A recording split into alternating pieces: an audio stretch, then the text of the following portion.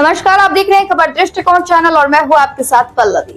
लखनऊ में निराश्रित पशुओं की सेवा के लिए सराहनीय पहल देखने को मिली। आपको बता दें कि जीव आश्रय संस्था जो शहर और आसपास के ग्रामीण इलाकों में बेसहारा जानवरों को उपचार और आश्रय देने का काम कर रही है, उन्हें अब मिला है औषधियों का बड़ा सहयोग। दरअसल दवा विक्रेता समिति लखनऊ ने अमीनाबाद में आयोजित कार्यक्रम के दौरान लाखों रुपए की जरूरी दवाओं का दान किया है। यह कदम इसलिए भी खास है क्योंकि संस्था लगातार न केवल व्यापारिक हितों बल्कि सामाजिक कार्यों में भी बढ़ चढ़कर भाग लेती रही है। समिति के अध्यक्ष ओपी सिंह और महामंत्री सीएम दुबे के साथ साथ जीव आश्रय संस्था के संस्थापक अमित सहगल और उनकी पूरी टीम इस अवसर पर मौजूद रही।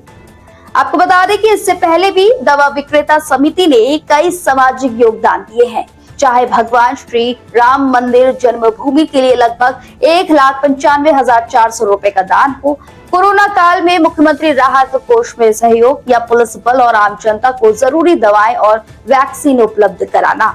इस मौके पर संस्था ने समाज के प्रति अपनी जिम्मेदारी निभाई है।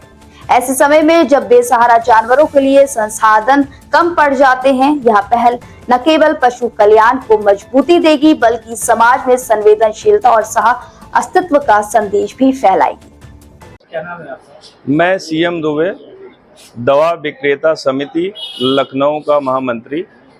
आज मुझे जो है सहगल साहब ने पीछे अप्रोच किया कि जो है हम एक जीव आश्रय संस्था ये लगातार पीछे 2011 से चलाते चले आ रहे हैं, उसमें दवाओं की जीवों के प्रति जो है निराश्रित पशुओं के प्रति जो है उन्होंने जो ऐसी दवाओं की आवश्यकता होती है, तो उसमें हमने जो है एक पहल करी और अपने सारे मित्रों से और अपने दवा व्यापारी साथियों से मैंने उसमें इसके लिए बताया। उन्होंने इस पूरे दवाओं को, जो ऐसे पशु हैं जो लगातार जिसके लिए ये कार्य कर रहे हैं, उनके लिए उन सब ने दवा इकट्ठा करवाई और हम आज उसी रूप में आप वो सारी दवाएं, वो समस्त दवाएं, वो सारी उनके जो है उनको सुपुर्द कर रहे हैं। उसके साथ ही साथ हमारी दवा विक्रेता समिति हमेशा अपने दवा व्यापारी हितों के साथ ही साथ समय समय पर हमेशा सामाजिक कार्य करती रहती है, जिसमें लगातार चाहे वो कोरोना काल हो, चाहे वो भगवान श्री राम जन्मभूमि का कार्य रहा हो, सभी में जो है हम लोग बढ़ चढ़ कर हिस्सा लेते हैं और सदैव ऐसे ही कार्यों के लिए समर्पित रहते हैं। जी बताइए। कल से एक बहुत बड़ा अचीवमेंट भारत सरकार द्वारा जो है वो किया गया, जीएसटी के इंफ्रास्ट्रक्चर में बदलाव करके आम जनमानस से लेकर के व्यापारी हितों का भी ध्यान में रखते हुए एक ऐसा कार्य किया गया जो कल से लागू हो रहा है, जिसमें जीएसटी इन्फॉर्म को पुनः किया गया।